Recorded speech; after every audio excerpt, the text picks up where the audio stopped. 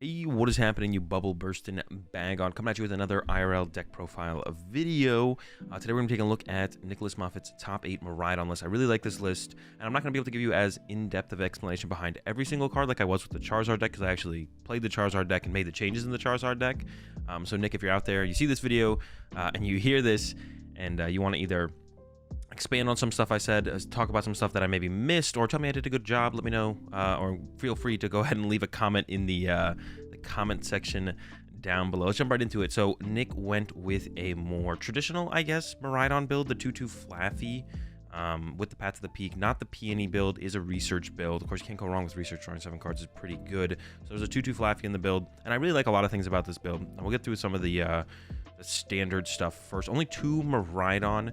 Now, this has been something that I've actually been a fan of in my Maridon builds recently. I just don't feel like the third one really does a whole ton anymore. You just don't need it. And honestly, thinking back, I don't know if you ever needed 3 Maridon. And I think before I would ever include a third Maridon, I would always include either some more of the other attackers in the deck, or just like more nest balls to be able to find your Pokemon, your more situational Pokemon, like a Squawkabilly, like a Mew, or like the Spiritomb that's in this list, before I would ever add like a third Maridon. The Zapdos in here, of course, a great one prize attacker and a way to enhance your Maridon's damage, and damage for like even Raichu and like the Mew matchup, stuff like that. Another staple in the deck. Only 1 Raikou. Another thing that I'm a big fan of, just the one of Raikou. I think 2 Raikou made sense pre-Paradox, because you were trying to KO stuff like multiple Lugias throughout a game and stuff like that. There was actually stuff where attacking with multiple Raikous kind of made sense, but post-Paradox, you attack with Raikou once, maybe, and it's more so there to be able to utilize Fleet-Footed to just like draw extra cards when you have free mobility to work with the Raikou, or to hold your 4 Seal Stone, because you don't want to put your Raichu in play too aggressively sometimes. So yeah, the one of Raikou is here. It's still an efficient attacker with the 2 energy cost, and sometimes you do just want to attack as efficiently as possible and just punch your opponent's active Pokemon or KO it. And the Lightning Rondo can, of course, still get there. The Fleet-Footed, like I said, is nice if you got excess switch cards in your hand and stuff like that. Get a little bit of extra draw power going, and then yeah, it can hold your 4 Seal Stone as well. But you really don't need more than the 1 Raikou anymore. The 1 Raikou is basically all you need. 2 Raichu though. 2 Raichu coming in from Nick. No Super Rod. It seems like everyone is pretty set on either needing 2 Raichu or playing the 1 Raichu plus Super Rod. I think this synergizes pretty well with the rest of the stuff that Nick had going on. Nick did play EXP Share, and EXP Share are very good with Raichu. So make sure you don't prize your Raichu, and make sure you can utilize it consistently throughout the game is important. And even with the EXP shares, there is potential to potentially use 2 Raichu attacks throughout the game, because of that energy retention from the WEXP share. And like I said, in this build as well, it is a 2/2 Flaffy build. So in matchups like the Charizard matchup, we could set up 2 Flaffy, get an EXP share in play. Maybe we get a couple early prize cards with an Iron Hands, but then we could maybe follow up with Raichu if we, you know, get some fortunate generators. Maybe we find both EXP shares to trigger off our initial hands hit. Get both Flaffy set up turn 2. That's a lot of energy. You could possibly pull off back-to-back Raichus against something like the Charizard matchup. It is possible. It's still tough. But other matchups like the Tina matchup and stuff is a little bit easier to do. And you could even utilize it there. But 2 of them, not going to prize it, which is important. And then also, in the early game, sometimes you do end up just discarding a Raichu because you don't really want to bench it yet. You don't know if you'll need it or when you'll need it, and you'd rather have your bench open for like that second Mareep or Flaffy. So instead of having to find your Super Rod to recover the Raichu to then go get the Raichu with Maridon after that, you just have the second Raichu in the deck, and you can just find it with Maridon whenever you want, as long as there's not a Path to the Peak in play, or the Nest Balls or Ultra Balls can also find it for you. So it's just a little bit more consistent around the second Raichu. Of course, the power of the Super Rod is that, you know, it can find other Pokemon besides the Raichu, and it can also put energy back in your deck for your generators. But consistency of the second Raichu is what we got here in this build. Up next, the Tapu Koko EX, probably the biggest standout card here for a lot of people. It's got that Vengeful Shock attack that says if one of your Pokemon was knocked out during your opponent's last turn, you do 30 plus 90 more damage, and your opponent's active Pokemon is now paralyzed. So specifically, this is really, really strong up against the Charizard matchup.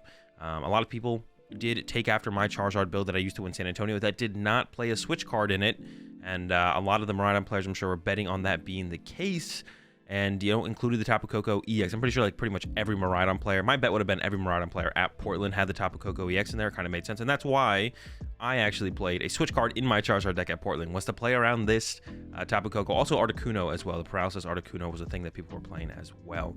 So yeah, utilize this in the Charizard matchup mostly. Of course, there's other situations that can come up. It can actually become pretty good against Tina or even Mew. If Mew puts like a path in play, or a path ends up in play, and then you can't quite want to KO the Mew, but you can hit him with like Iono plus Paralyze with Tapu Koko. That's pretty good. Same thing against Tina as well. Late game Iono plus Paralyze the Tina if you can't quite KO it is also a decent play as well. Of course, Tina does play a decent amount of switch cards. Mew can see a lot of cards and find themselves a switch card, so it's not as good in those matchups. It's really, really good in the Charizard matchup though, because they either play no pivot cards, and it doesn't have to be a switch in Charizard. It could be a Turo, an Escape Rope, a switch, a Jet Energy, and Quick Search can find all those at any point, but the Path to the Peak does take that away from them. So you can go like Path, Iono, attack with Koko, paralyze a Charizard for a turn, and then clean up that Charizard knockout with a Maridon. So you hit with Koko, then you hit with Maridon for a 2-hit KO while they're not drawing any prize cards. So you usually get your first 2 prize cards with Iron Hands, and then you go into like a Koko plus Maridon for another 2 prize cards, and then you use Raichu to finish up to close out the game onto the Charizard after that, or like Raikou, Boss KO, Pidgeot, or Boss KO, Lumineon, or Rotom, if those are still in play as well, is also possible. So yeah, very powerful option in the Charizard matchup specifically. It does have some other use cases, but not as good in other matchups. It's really here for the Charizard matchup. And not 100% betting on them not having a switch card, because like I said, you have Path, you have Iono, so you can go Path, Iono, Koko, and then if they don't find a way to bump the stadium to use the Path to use Quick Search, or they just don't have, if they're not playing like the switch specifically, then they can't Arven for switch, and that means if they can't use Lumineon or they can't use Quick Search to find their Turo, then they get paralyzed for the turn, and then you can get ahead as a Maridon. Usually a terrible matchup, but the Koko gives you like another line of play into that matchup now for sure against the Charizard. Where yeah, usually pretty terrible matchup. The Koko actually gives you some legs in that matchup, I guess. One of Iron Hands here.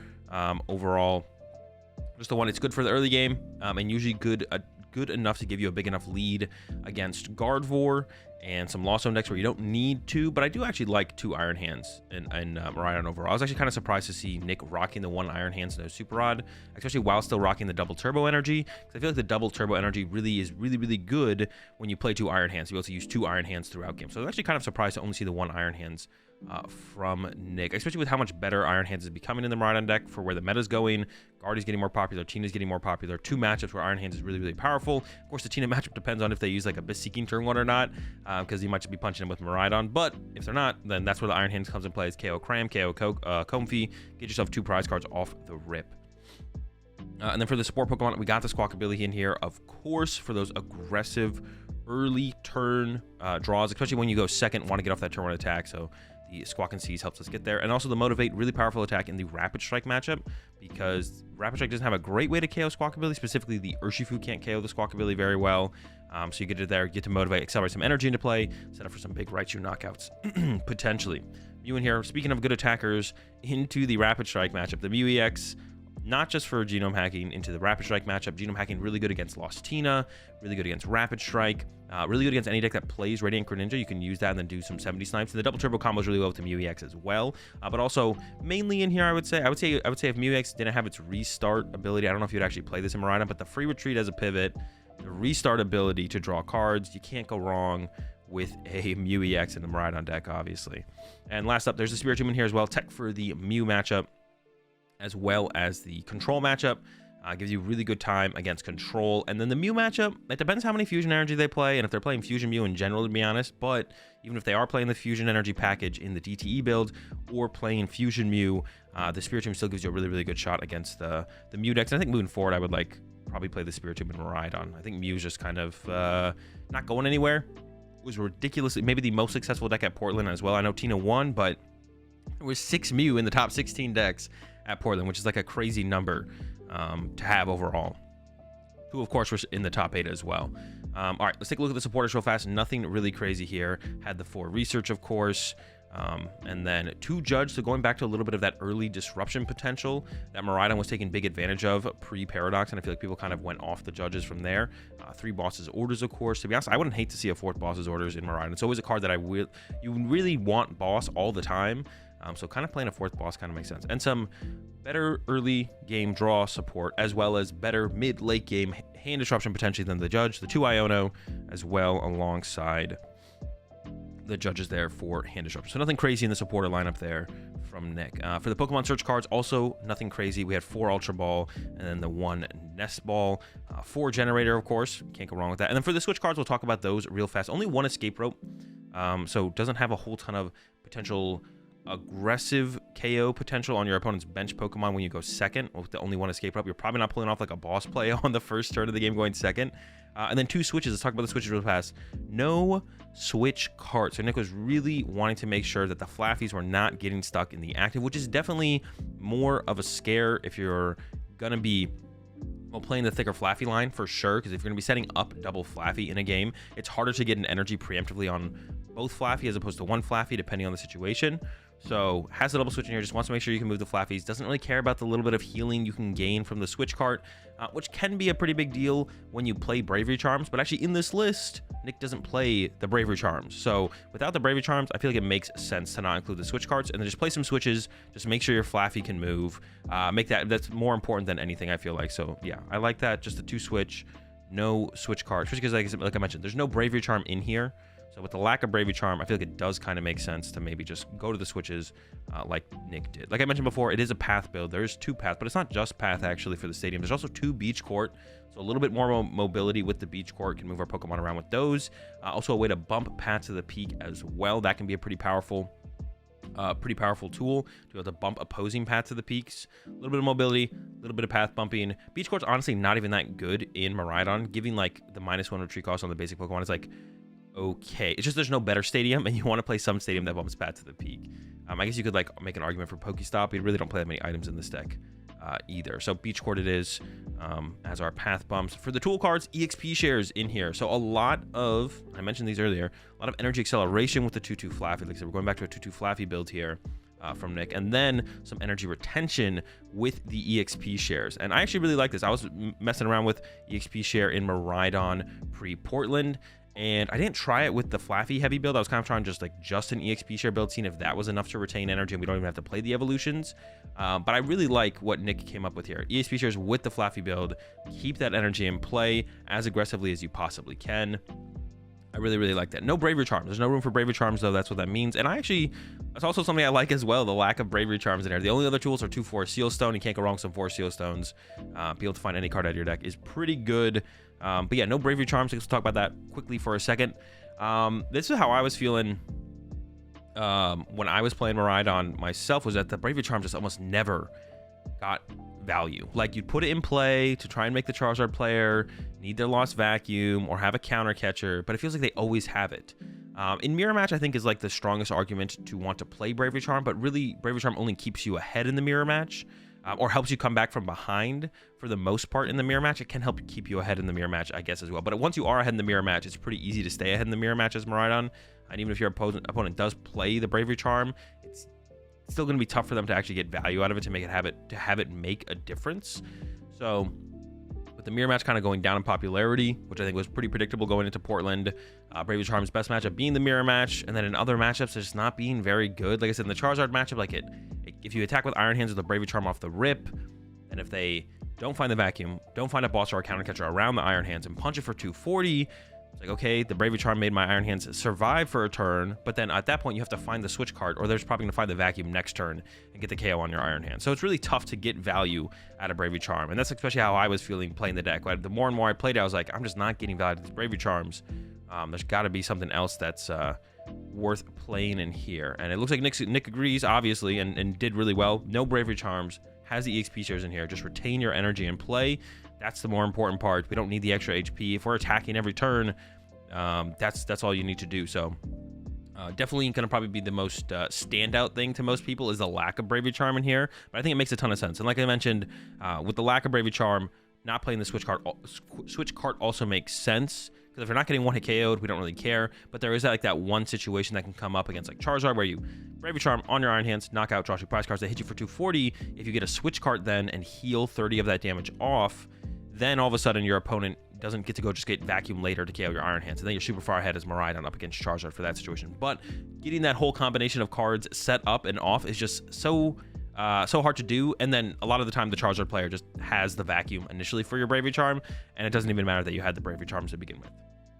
For the energy count, like I mentioned, the 1 double turbo, good with the Mew, good with the Iron Hands. And also, like, if you're just trying to hit with, like, Maridon, and you don't care if you're hitting for 200 damage, like, you can still attach this anywhere. And also, it can move Flaffy as well. Flaffy gets stuck in the active, you don't find the switch, maybe you find the double turbo energy. And then for the lightning energy, we just have 13 lightning energy down here. Kind of become the standard, I feel like, in Maridon decks has been this 13 lightning energy in the Maridon, at least for like the double Flaffy build. The I guess it's like peony versus non-peony more so than anything.